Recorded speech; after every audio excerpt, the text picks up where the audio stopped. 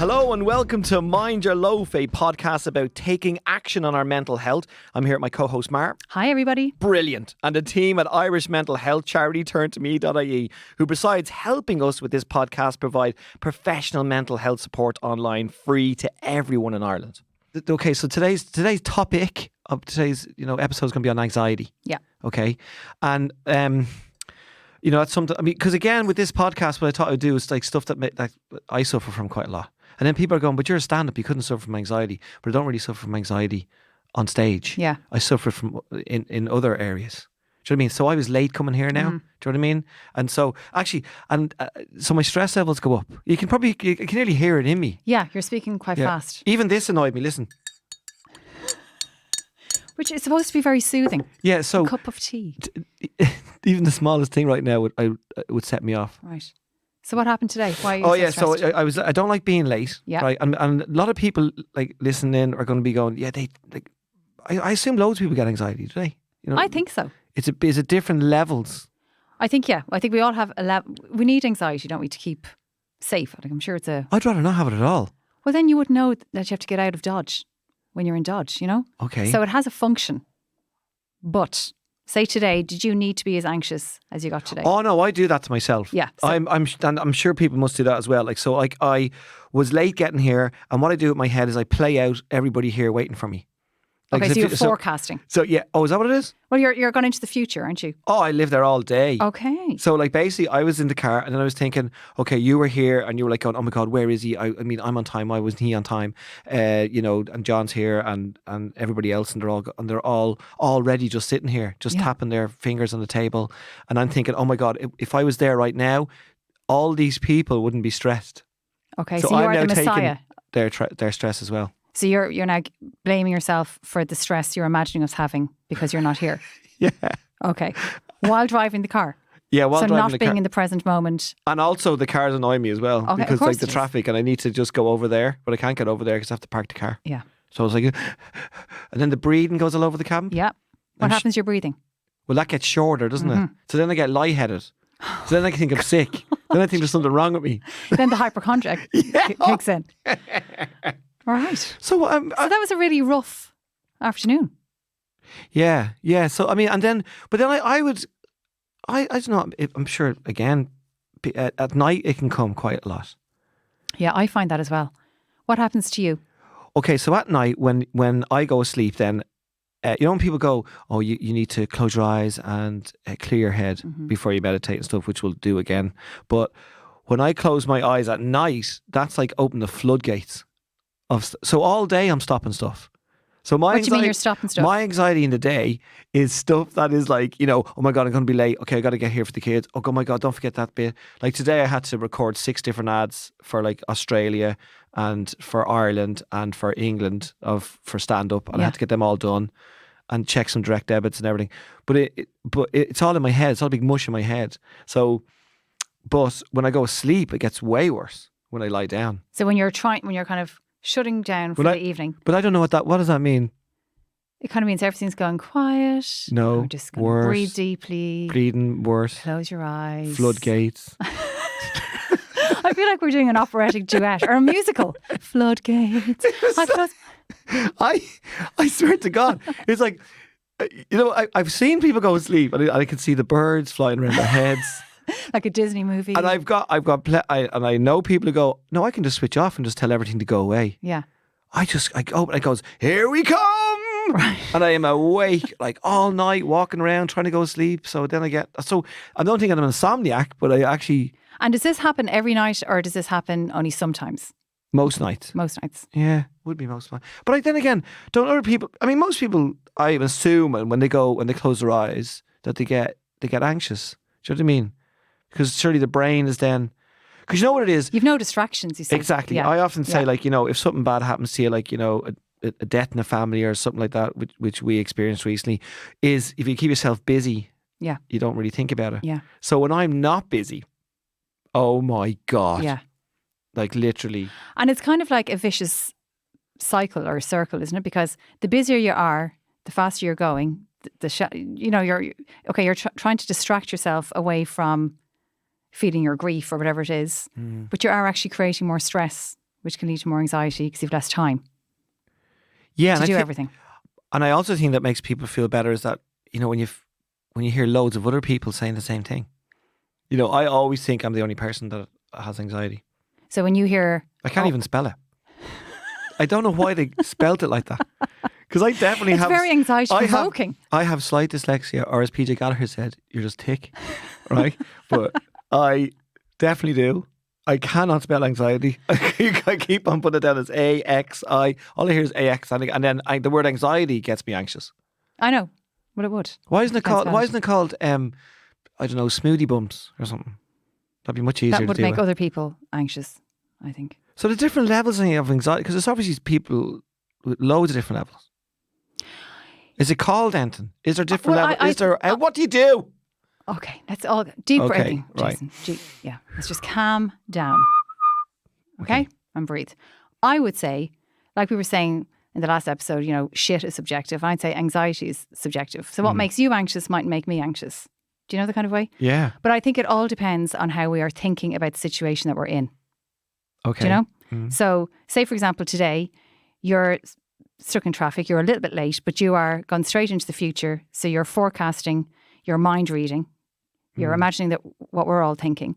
And there's actually these things called cognitive distortions. I don't know if you've heard of them. What's that? And they're these kind of like habitual thought patterns that we have. So we kind of go straight into, so we can catastrophize. So we imagine the worst case scenario all the time, or we focus on the negative of everything. So if you get good feedback and bad feedback, you'll only hear the bad feedback. These type of things. Yeah. And there's a list of them, and we all do them.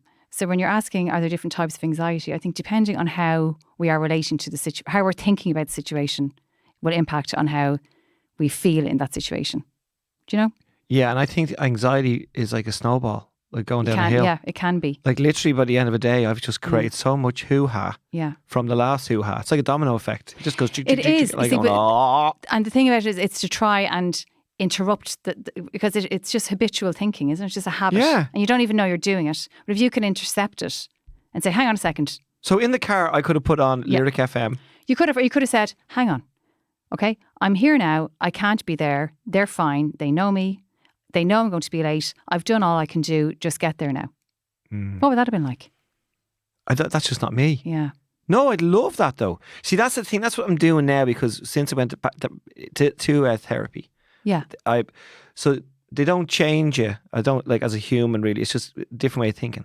Exactly. That's all That's exactly. So it. I am doing well with that. Yeah. I used to be like the So worst. when you say that that's just me, could you you could actually say that's just how I was thinking, or that's just how I am thinking.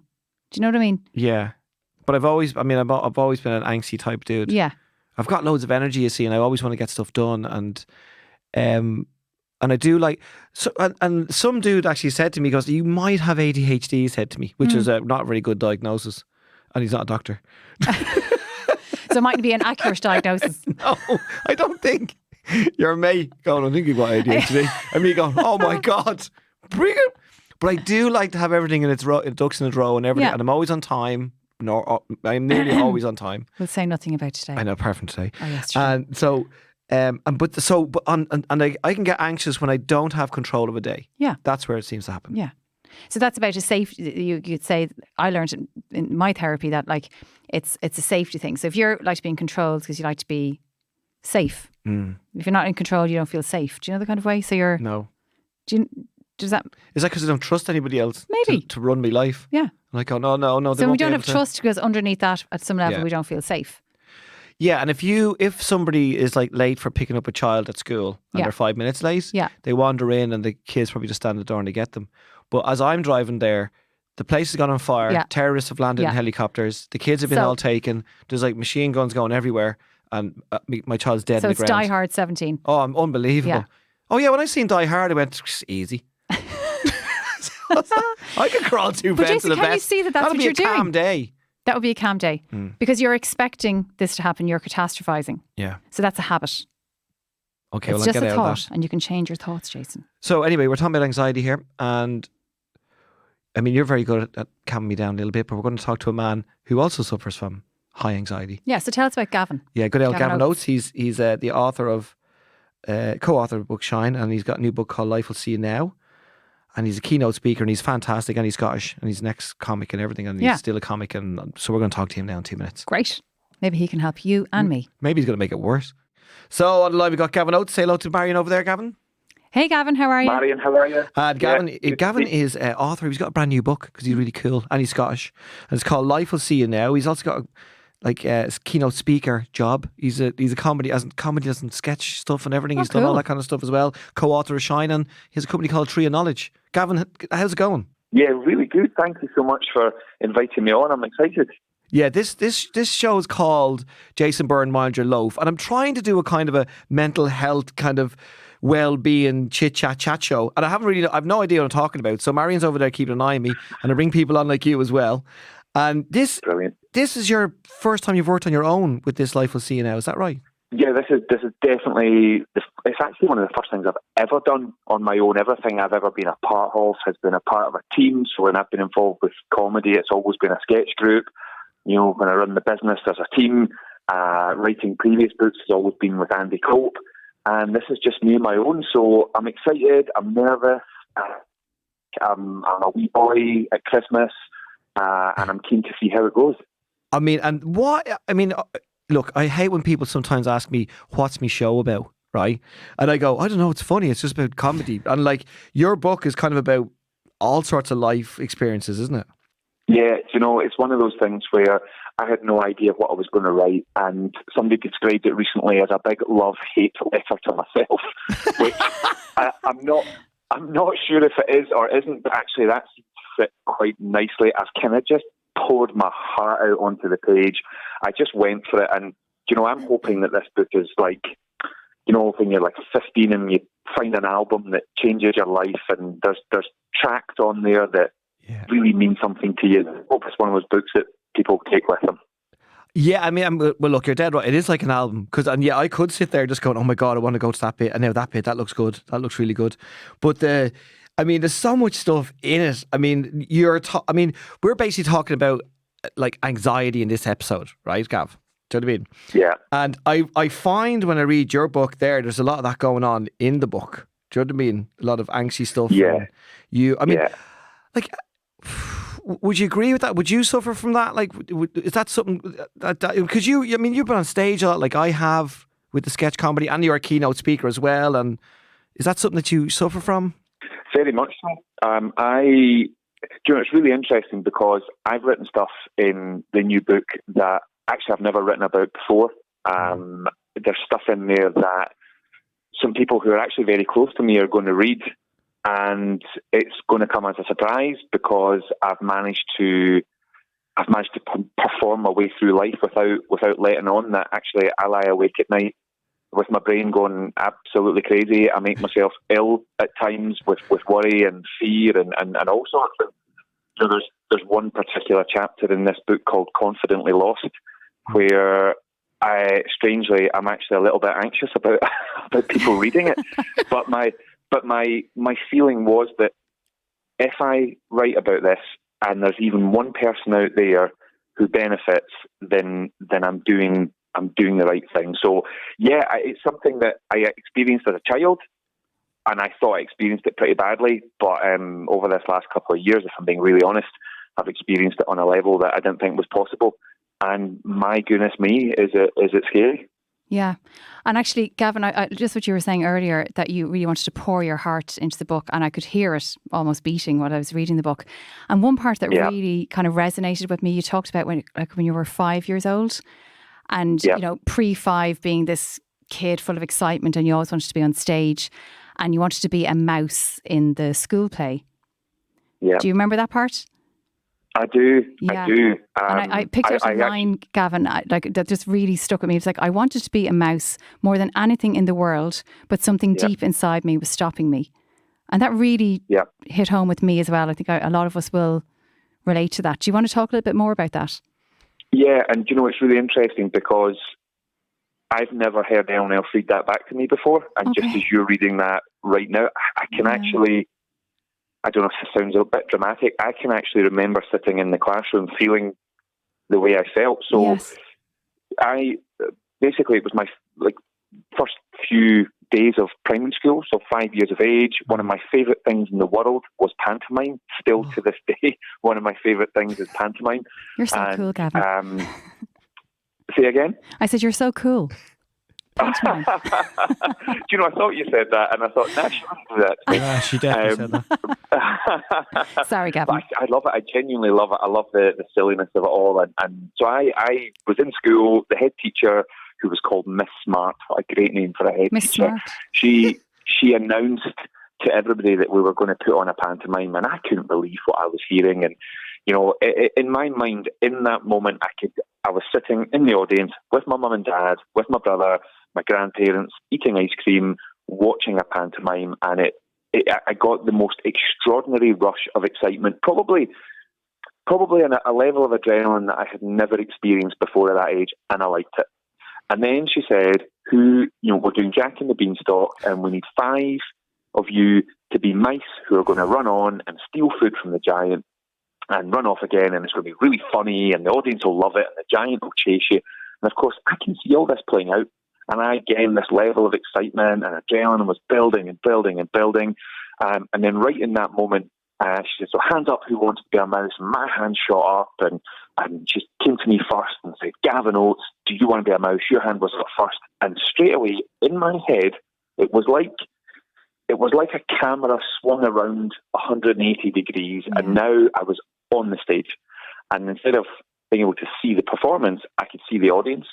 And all of a sudden, I had a wave of what I now know as anxiety. I had no idea what I was feeling at the time, but this feeling of such fear that it was so intense, I didn't like it, and I just made up some story that I just wanted to go to the toilet, and I ran off to the toilet, and I cried and cried and cried, and still to this day, I regret not being a mouse, but that was the first moment where I had a feeling in my chest that I'd never had before, which now, at 40 years old, I now understand is anxiety. So when you get anxiety now, Gavin, is that kind of, those kind of stories, do they kind of resonate in your head? Is that same day?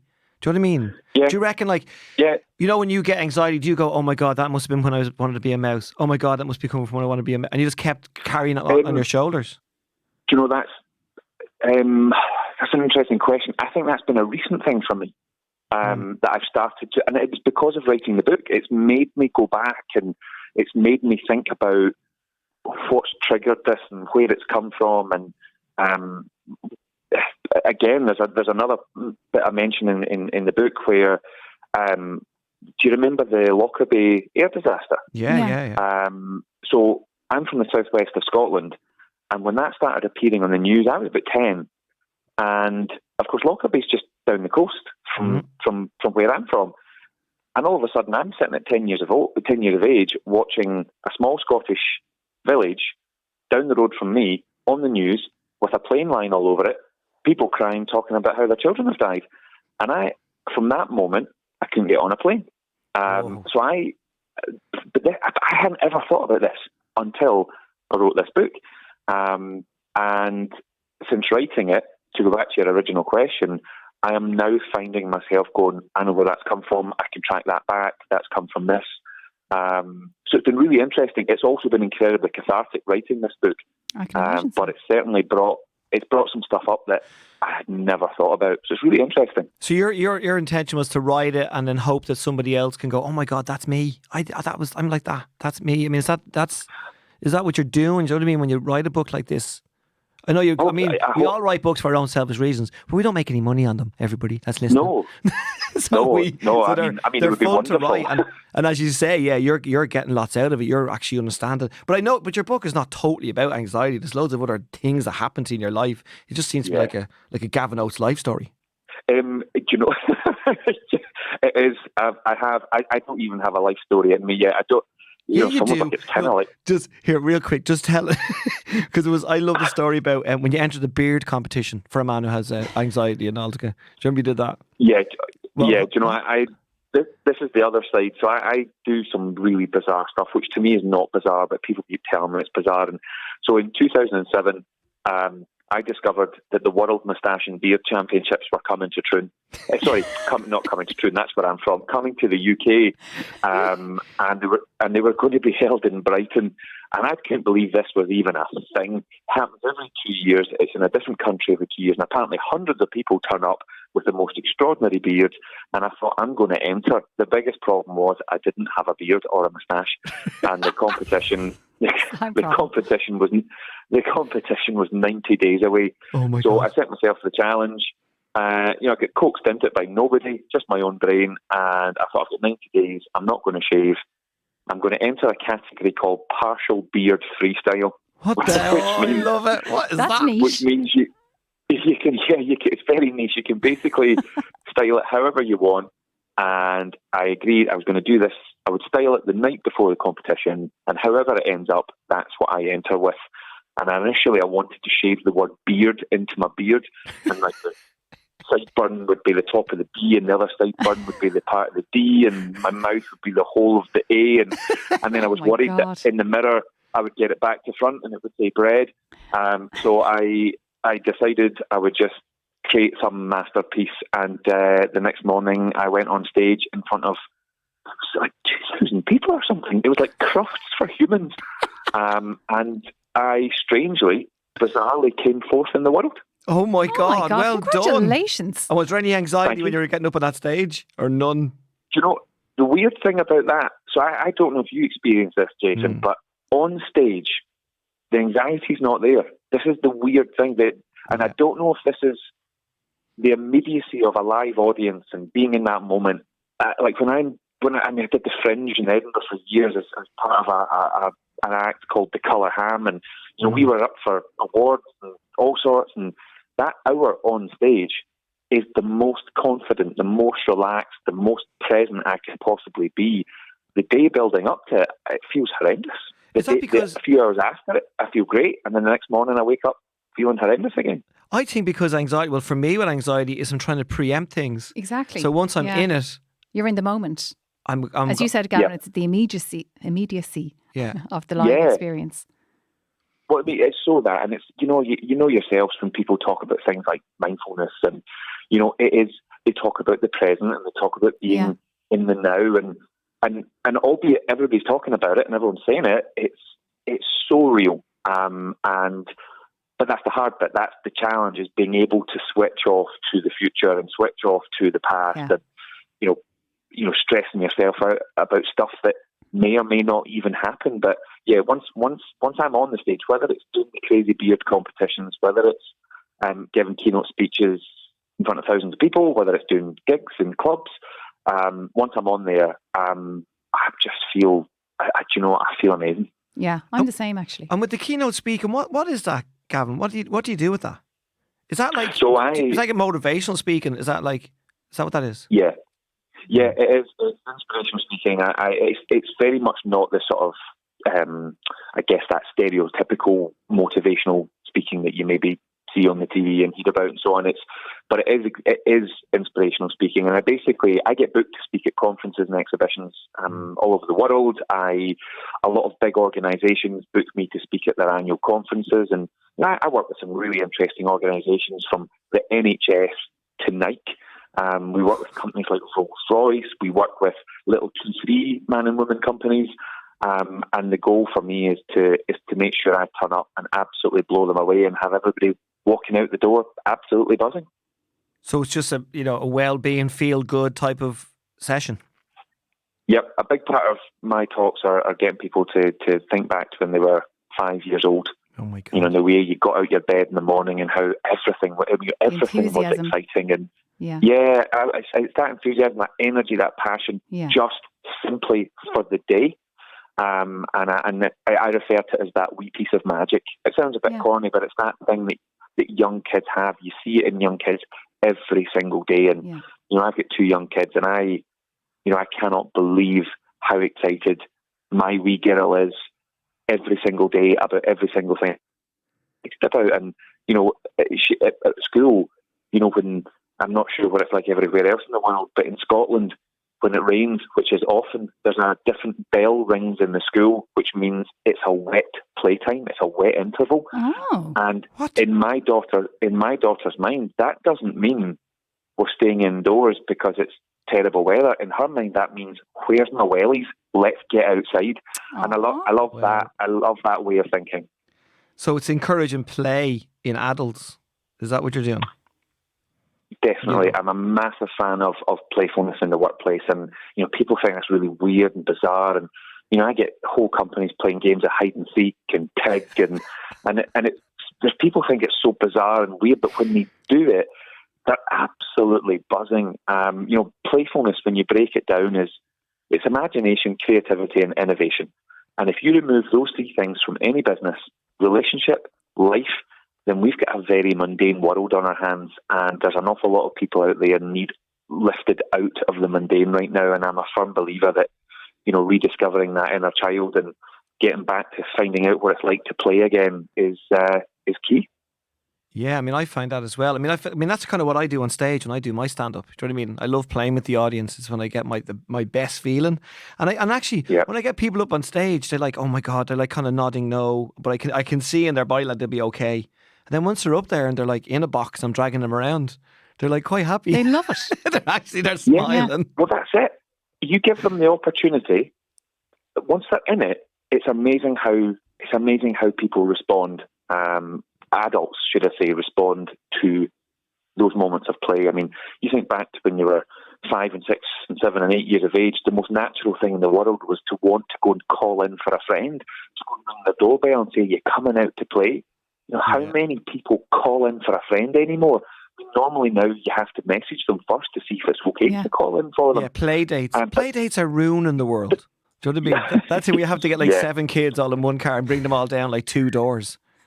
We used to walk. We used to walk about 4 miles, and then we'd look at the door. Is Carl in? No. Okay, thanks. And then go all the way back home again. But that was part of the magic. Are they in? Are they not in?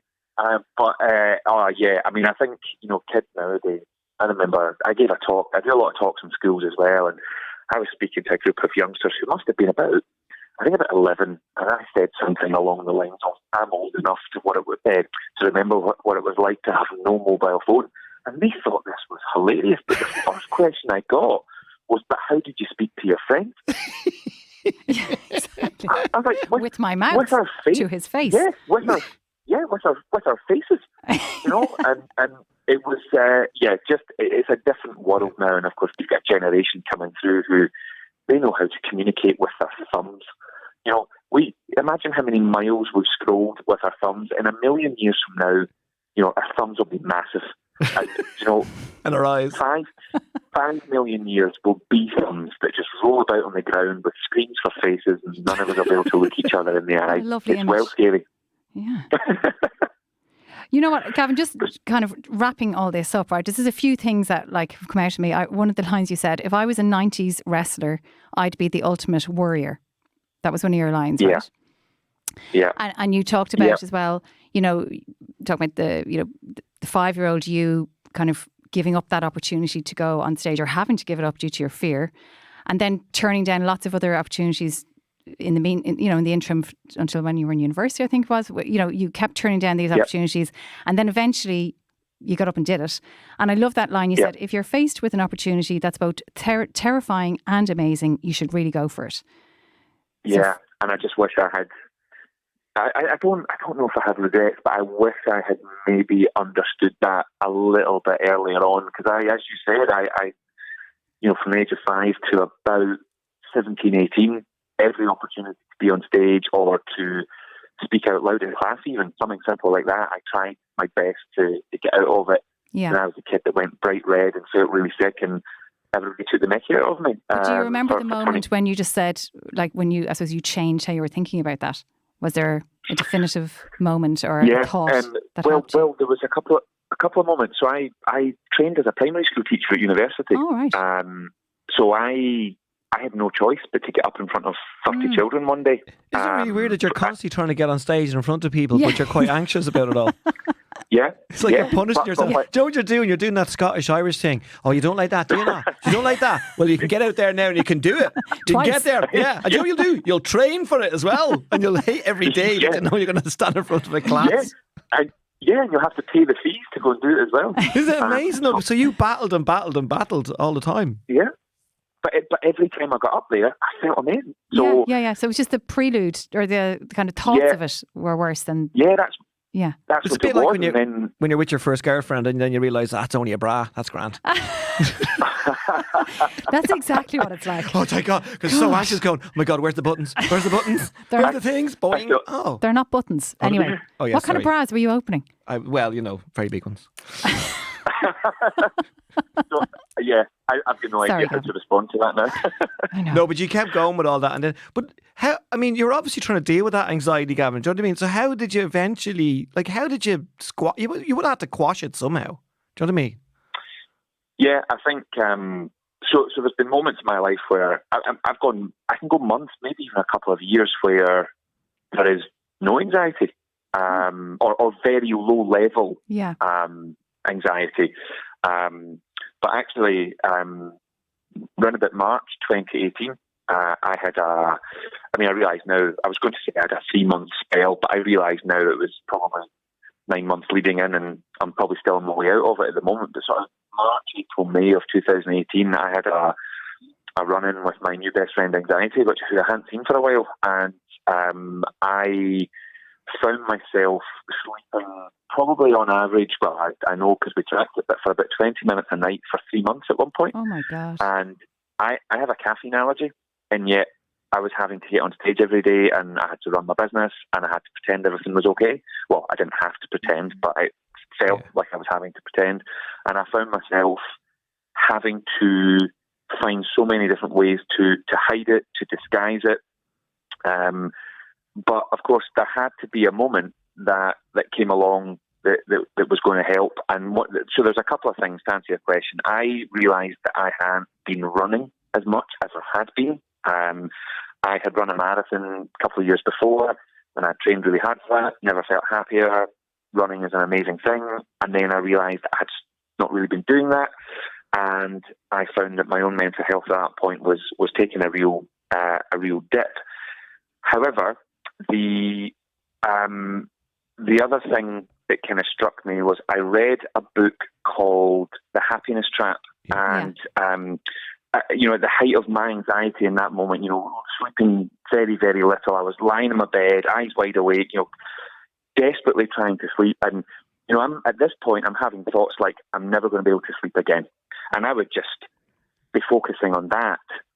But then the book kind of trained me to change my thinking to, I'm having the thought that I'm never going to be able to sleep again.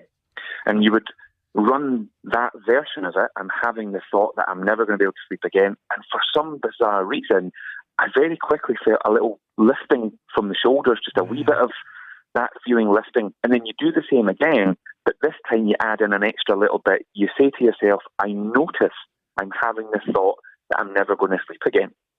And again, there was just this further lifting. I can't think of any other way to describe it. It's like a distancing almost, isn't it? From feeling. That's exactly what it is. That's exactly what it is. You start to feel that distance. You're observing as opposed to being in it. Yeah, I've remembered the author's name. It's Russ Harris. The Happiness Trap by Russ Harris. Okay.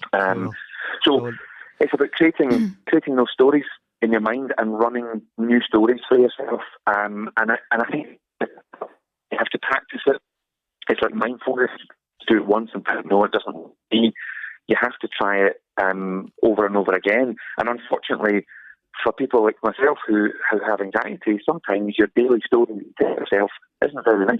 Yeah, it can be quite unpleasant.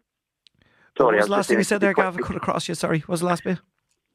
I was just saying the problem for many of us that experience anxiety is that sometimes our story that we run in our head is not always the happiest of stories. It can sometimes be quite unpleasant.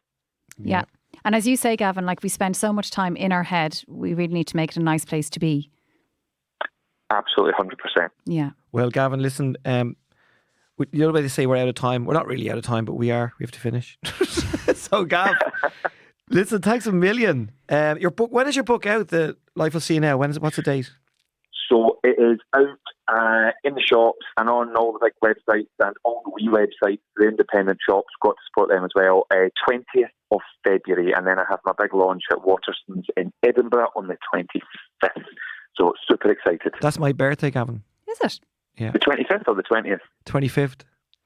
So there we go. Come and have a party. Happy Come and have a party at Waterston's in Edinburgh. I should, really, shouldn't I? Well, listen, Mate, you're more Gavin than Oates, welcome. Look, thank you so much you're so good for talking so openly about the anxiety, you know what I mean? Yeah, yeah. I actually now feel like I don't really have it. I just feel, Well, you think you're can I really, really tell you? sick, and then someone goes, no, I'm really sick. You go, oh yeah, right, I'm not really sick at all. Thanks very Well, much. I can tell you this. This is actually the first time I have actually spoken about any of this publicly. I've written it in the book. Wow. I've never spoken about it on stage before. So, all joking aside, I was actually a bit anxious about coming on to talk about this, but it felt great talking about it. And again, if somebody listening to this thinks, you know what, I'm going to go and read this book, and hopefully it'll help me. Then again, brilliant. Thank you so much, both of you, for the opportunity. It's been a real honour, and it's a privilege to be, I don't know, the arena where you're kind of saying this publicly for the first time, because it takes huge courage, and your courage will help so many other people.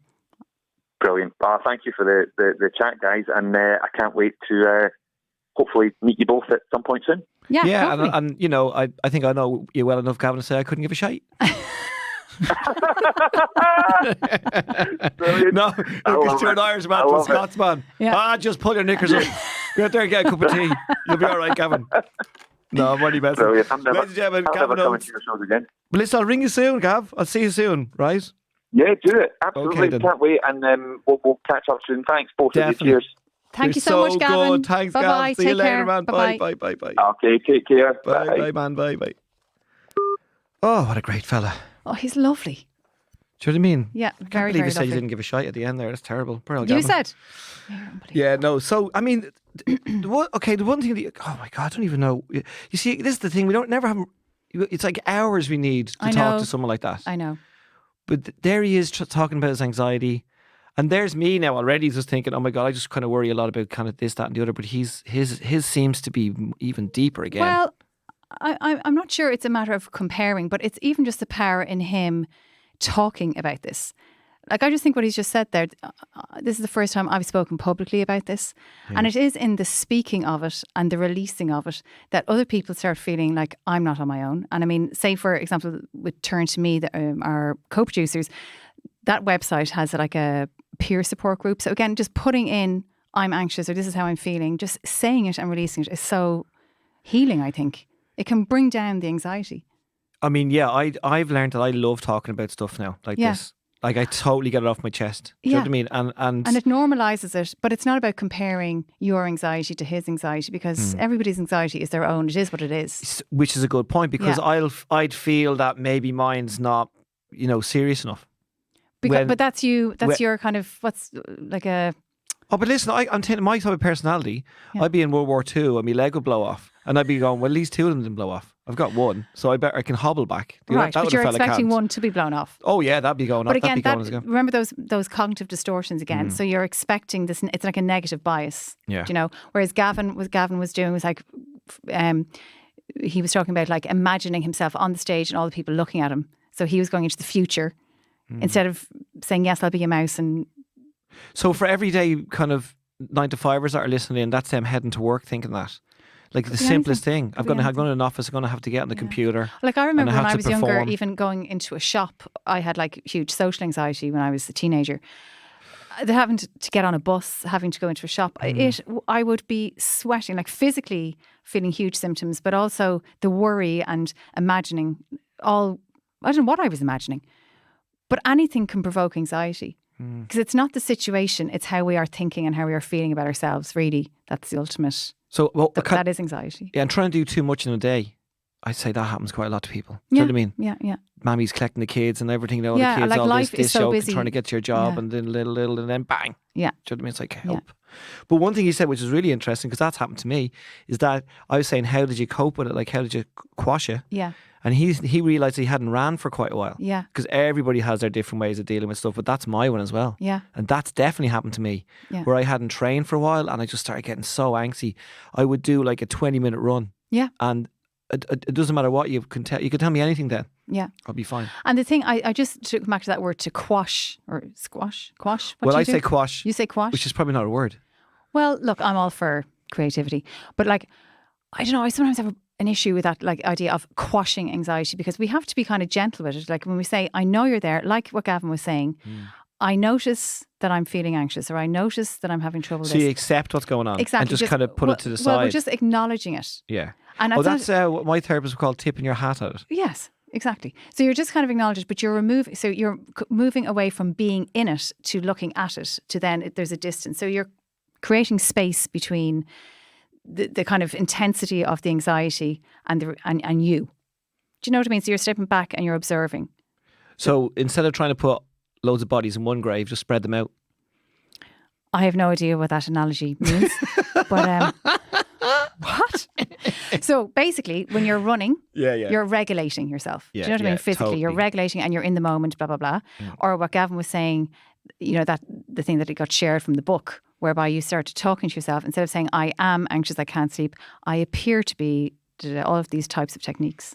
So there's loads of techniques. Yours is running, somebody else's that mind self-talk could be the one, or combination. Meditation, stuff like that. Yeah. Cycling, walking the dog. Yeah. Watching 15 to 1 or Countdown, depending how old you are. Okay. Or something like that. Exactly. Anyway, look, I think I feel calmer now. Good. He's a really nice guy.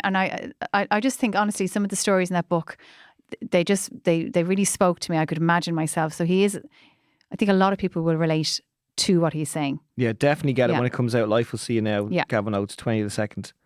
20. And I was about to do my date of birth, 25th to 2nd, 72. But that's when he's launched his book. 25th. On the 25th. And then that Harris book, what was his name again? Russ Harris. That Russ sounded Harris, good. yeah. The Happiness Trap. Yeah. I'm going to get that as well. Yeah. I think that's enough on anxiety now, is it? Okay, Jason. Well done, everybody. Well done, everybody. Hope you enjoyed today's podcast. I know they're probably going, oh my God, I couldn't press the button properly. I was trying to press the thing and then I pressed pause. Now we've raised it. But if they've raised it, they wouldn't know I've just said that. Deep breaths.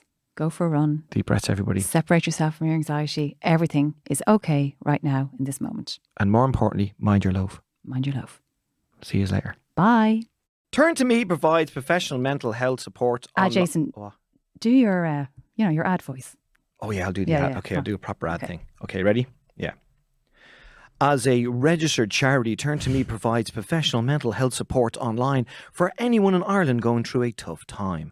From one-to-one counselling to group and peer support, Turn to Me is accessible from any device anywhere in Ireland. If you would like to support Turn to Me, you can donate €4 by texting Turn to Me to 50300. Text costs €4. Turn to Me will receive a minimum of €3.60. Service provider like charity.